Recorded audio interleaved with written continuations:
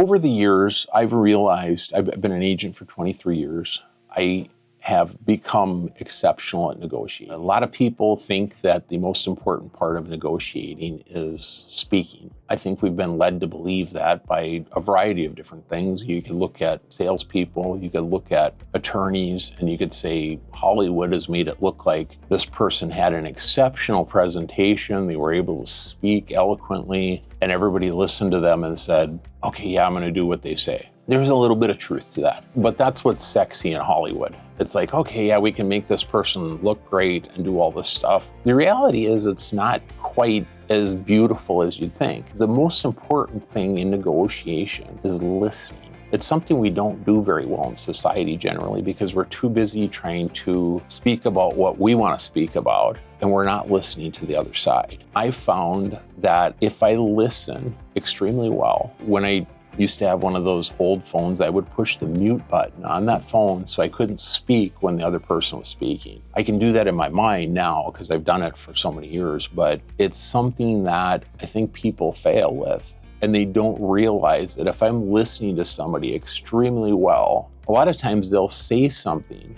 They won't say it directly, but it's just the wording that they used that I can pick up on, oh, they just told me something completely different than what they're trying to, they're trying to come across with this story, but that word right there told me that they're not as strong as they were. An example of that, I was talking to a broker years ago, and for some reason, he just blurted this out. They said, my client didn't even realize that his mother had all these properties. So he just got 5 properties is what the guy told me. So I quickly went in the tax records, I looked up and saw that the 5 properties were worth several $1 million.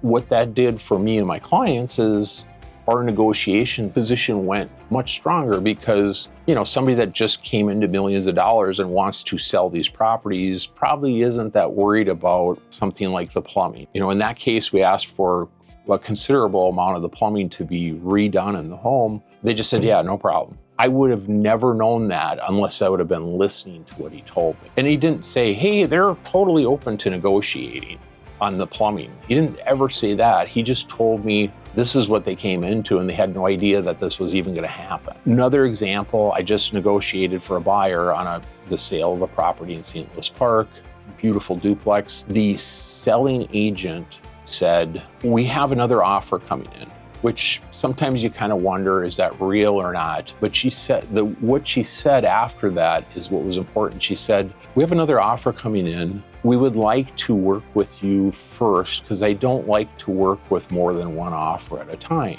That was a bizarre statement. If I'm an agent and I know that I'm gonna have more than one offer, multiple offers is generally a great situation for a seller. It's something where you can get both parties hopefully getting up higher on the offer. What she told me is, yeah, we have another offer. This is what I read from it. We have another offer, but it's not very strong, so we'd rather work with you than them because they're not anywhere near what you are. It's all in listening to that.